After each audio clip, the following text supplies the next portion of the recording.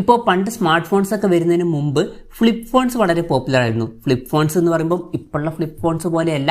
അന്നെന്ന് പറയുന്നത് താഴെ കീബോർഡ് ഉണ്ടാവും, മുകളിൽ അതുപോലെ തന്നെ സ്ക്രീനും ഉണ്ടാവും. അപ്പം അങ്ങനത്തെ ഫോൺസ് വളരെ പോപ്പുലർ ആയിരുന്നു. അപ്പം അതിൻ്റെയൊക്കെ ഒരു മോഡൽ പിടിച്ചിട്ടാണ് ഇപ്പോഴത്തെ ഫ്ലിപ്പ് ഫോൾഡബിൾ ഫോൺസ് ഒക്കെ വന്നിട്ടുള്ളത്. എന്നാൽ പുതിയൊരു ഫ്ലിപ്പ് ഫോൺ ഇപ്പോൾ ലോഞ്ച് ചെയ്തിരിക്കുകയാണ്. ഒരു ഫ്ലിപ്പ് ഫോൺ എന്ന് പറയുന്നത് ഫോൾഡ് ചെയ്യാൻ പറ്റിയിട്ടുള്ള സ്ക്രീനായിട്ട് വരുന്ന ഒരു ഫ്ലിപ്പ് ഫോൺ അല്ല. പഴയതുപോലെ മുകളിൽ ഒരു സ്ക്രീനും താഴെ കീബോർഡും കാര്യങ്ങളൊക്കെയാണ് വരുന്നത്. പക്ഷേ ഇൻട്രസ്റ്റിംഗ് ആയിട്ടുള്ള ഒരു കാര്യം എന്താ വെച്ചാൽ ഈ ഒരു മുകളിലെ സ്ക്രീന് എന്ന് പറയുന്നത് ഒരു ആൻഡ്രോയിഡ് ഫോൺ തന്നെയാണ്, അല്ലാതെ ജസ്റ്റ് നോർമൽ ബേസിക് ആയിട്ടുള്ള ഒരു ഫോണല്ല.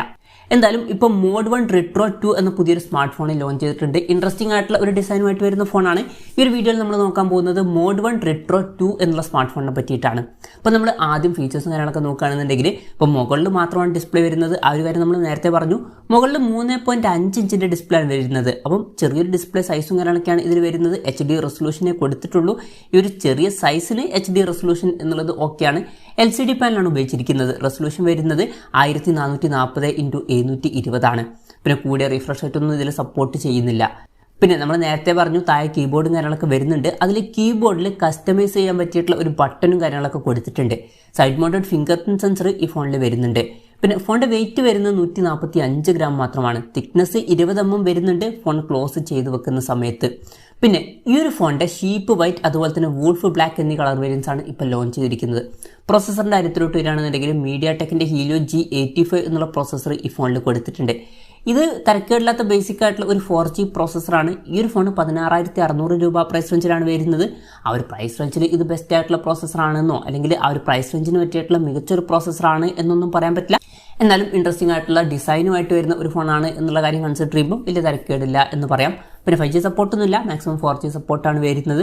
ഇതിൽ 4 GB റാമും 64 GB ഇന്റേണലും കൊടുത്തിട്ടുണ്ട്. മെമ്മറി എക്സ്പാൻഡ് ചെയ്യണമെന്നുണ്ടെങ്കിൽ മെമ്മറി കാർഡ്സിലോട്ട് ഈ ഫോണിൽ വരുന്നുണ്ട്.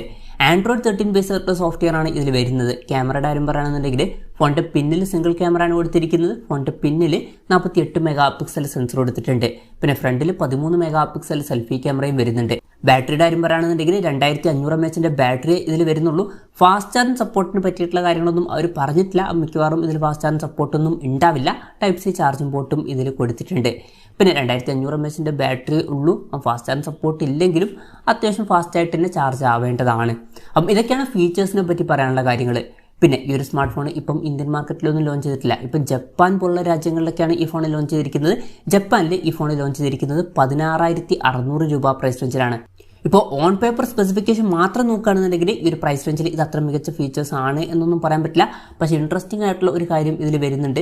ഫ്ലിപ്പ് ചെയ്യാൻ പറ്റിയിട്ടുള്ള ഒരു ഫോണാണ്. താഴെ കീബോർഡും കാര്യങ്ങളൊക്കെ വരുന്നുണ്ട്. അപ്പം ഇൻട്രസ്റ്റിംഗ് ആയിട്ടുള്ള ഒരു സ്മാർട്ട് ഫോണാണ് ഈ ഒരു സ്മാർട്ട് ഫോൺ. ഇനി ഈ ഫോൺ ഇന്ത്യൻ മാർക്കറ്റിൽ ലോഞ്ച് ചെയ്യുമെന്ന് വെച്ചാൽ ഇന്ത്യൻ മാർക്കറ്റിൽ ലോഞ്ച് ചെയ്യാനുള്ള ചാൻസ് വളരെ കുറവാണ്. എന്തായാലും മോഡ് 1 Retro 2 എന്ന പുതിയൊരു സ്മാർട്ട് ഫോൺ ഇപ്പോൾ ലോഞ്ച് ചെയ്തിട്ടുണ്ട്. ഇൻട്രസ്റ്റിംഗ് ആയിട്ടുള്ള ഒരു സ്മാർട്ട് ഫോണാണ്. എന്തായാലും ഈ ഒരു സ്മാർട്ട് ഫോണിനെ പറ്റിയിട്ടുള്ള നിങ്ങളുടെ അഭിപ്രായം ജസ്റ്റ് ഒന്ന് കമൻറ്റ് ചെയ്യുക. അതുപോലെ തന്നെ ഈ ഒരു സ്മാർട്ട് ഫോൺ ഇന്ത്യൻ മാർക്കറ്റിൽ ഇനി അഥവാ ലോഞ്ച് ചെയ്യുകയാണെന്നുണ്ടെങ്കിൽ നിങ്ങൾ ഏത് പ്രൈസിങ്ങിലാണ് എക്സ്പെക്ട് ചെയ്യുന്നത് എന്നുള്ള കാര്യം കൂടി ജസ്റ്റ് ഒന്ന് കമൻറ്റ് ചെയ്യുക.